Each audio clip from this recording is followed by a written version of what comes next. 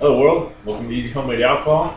Today we're going to talk about stills and extras. So I'm going to try to show you my stills and what I use to make distill my liquor, and show you how I heat it, how I cool it, and some of the extras I use or I built to enhance the flavor. First off, my first still was a pot still. Not a real pot still, but literally a pot that I turned into a still. I got this pot from some cheap Harbor Freight store, and it came with like 4 other pots. So first thing I did was there was a handle across the top of it.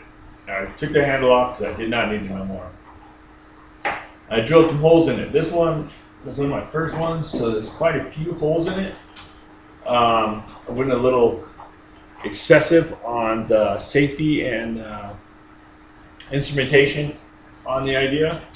So my first hole in the center was it's a 5/8 hole that I use to connect to my worm or my condensation unit. The second hole is about some of these little black rubber plugs. I put it in there, I drilled a hole in it, and that's where my thermometer sat. And my thermometer went down into the steam, didn't go down into my liquid, went down into my steam, so I could see the temperature of my steam. And my wife is a little uneasy about me working with stills, and so I thought I would appease her and make things a little bit funner.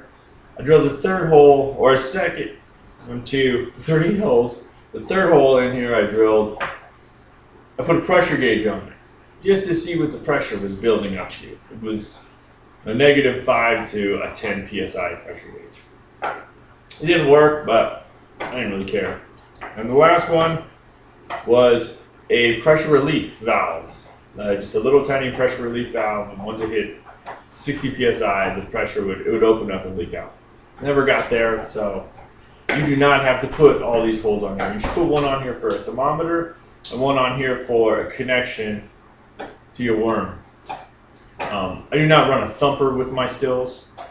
I run a type of gin basket sometimes, and I'll get into that in a minute.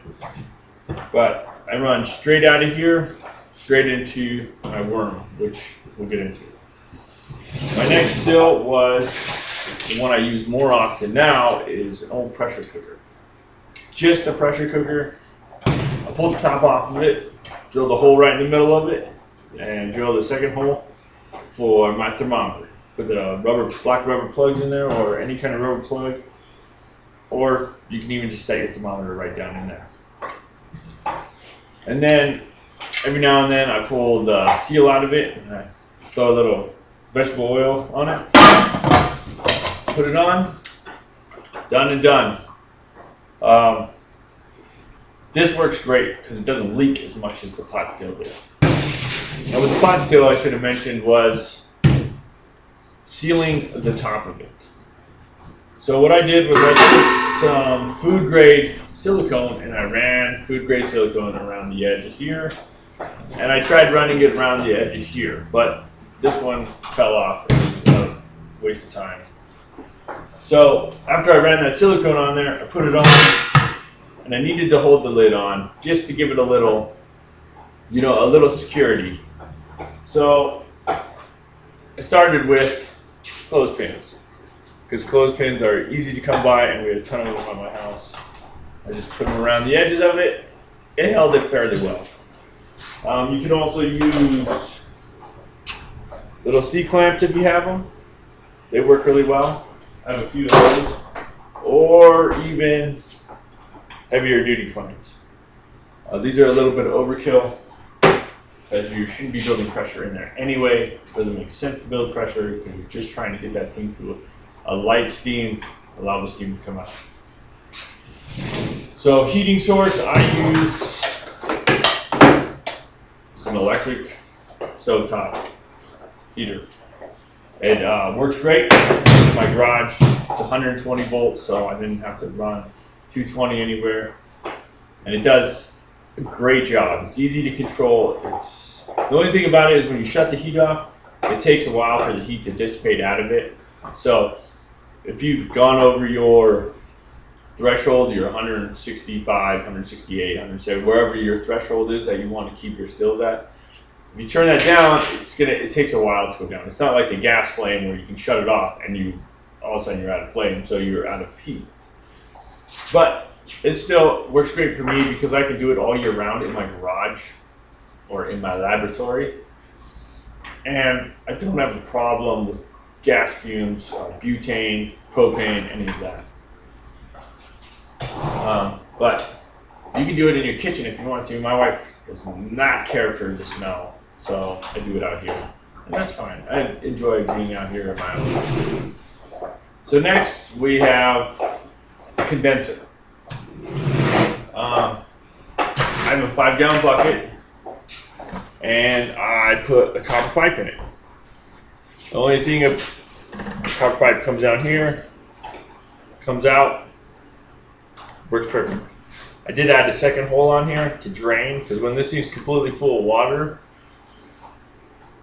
I like to drain the water out of it. It's nice to, or you know what that was for? This is for, sometimes when it's sitting in here, the water starts to get hot. Especially if I'm running 4 or 5 hours, I can loosen this up, push this out, pull this out, and drain the water. And as I'm draining it, fill it up with fresh, cool water. I don't have a pump to pump fresh water or to circulate the water, because that seems like a lot of extras. The way I built this though is I can put 3 frozen gallon jugs. Take 1 gallon jugs, fill them up with water, throw them in my freezer. I set 3 of them in here, and then I fill up the water around it, and it stays fairly cold for the entire run. I haven't had any problems. So that's basically a still. Stills are easy to make. All you need to do is take a vessel, put a hole in the top of it, heat it up to whatever your threshold for alcohol separation is. Where I live, we're about 5,000 feet, so it's not sea level, and I'm not 7,000 feet. So wherever you live, your elevation referencing to alcohol distillation is where you need to be.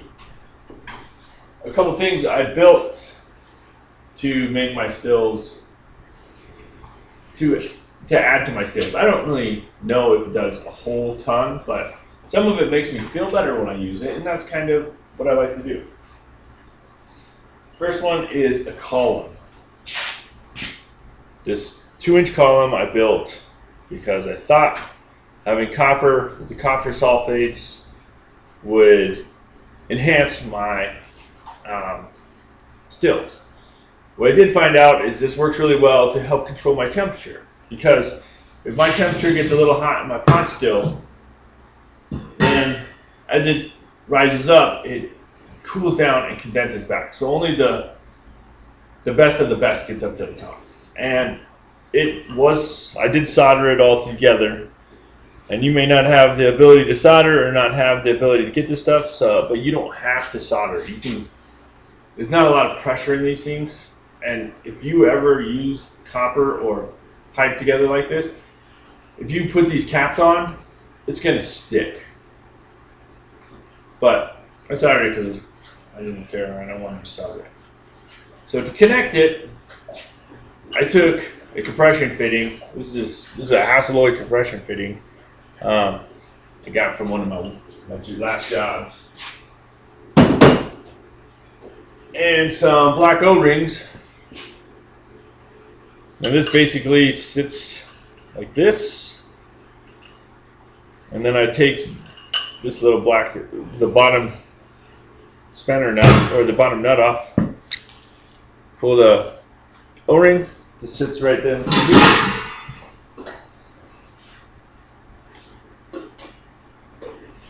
The O-ring goes back on.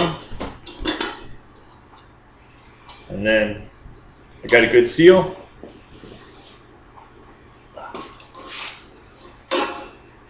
Now I have drill bits, but it's nice. If you don't have a lot of drill bits, you don't have to get a ton of drill bits.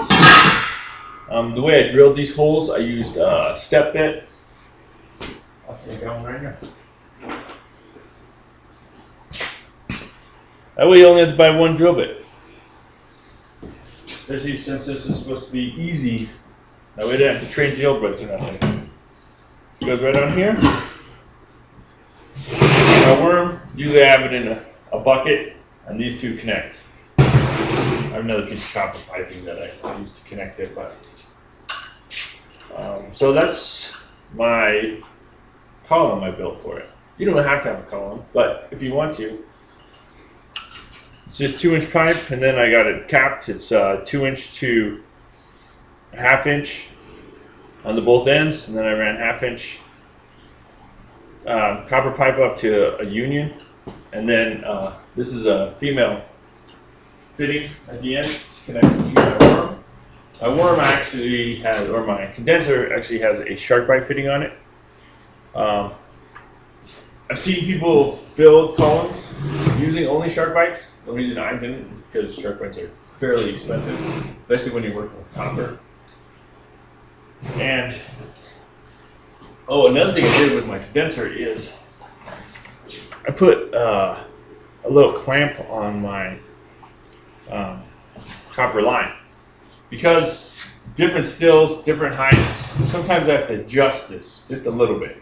And when I was adjusting it, I was bending all the copper inside my bucket here, and it was kind of a pain in the ass. So I put that on there, and it just made my life so much easier. It was nothing. So another thing I built was I built this little doohickey right here. It's stainless steel, and I welded a nipple on it, and I welded a pipe on it. And this is designed, find one right now, but this is designed to go inside a mason jar. A mason jar fits the lid. This lid fits perfectly around it. And the nice part about this is I was trying to use this as a thumper, but the more I researched, the more I found out that this is not how a thumper works. A thumper has to be bigger, and thumpers are more used as temperature control. And so I redesigned this, and what I do is, once I come off of my column here, connect onto here, and then I fill this with, coffee beans or blueberries or whatever, and it allows me to run it similar to a gin basket. It's not an exact gin basket. I know a lot of gin baskets sit in the column, but it does transfer flavor over. Another thing I found is if I put it in upside down, it actually works much better. It does tend to leak a little bit, but it works really well. And all it is some more copper connections, and I got a coupling and some extensions, because you can't put this on and this one on when they're sitting next to each other. But I get bored sometimes, and I add things, I take things away, or I read just a small portion of something that goes with the still, and then I try to use induction plates. He uses heat blankets, so you'll notice a lot of that stuff. And I try to take some of that information and convert it to poor man still that you can do at your own house. Well, thanks. I will see you next time.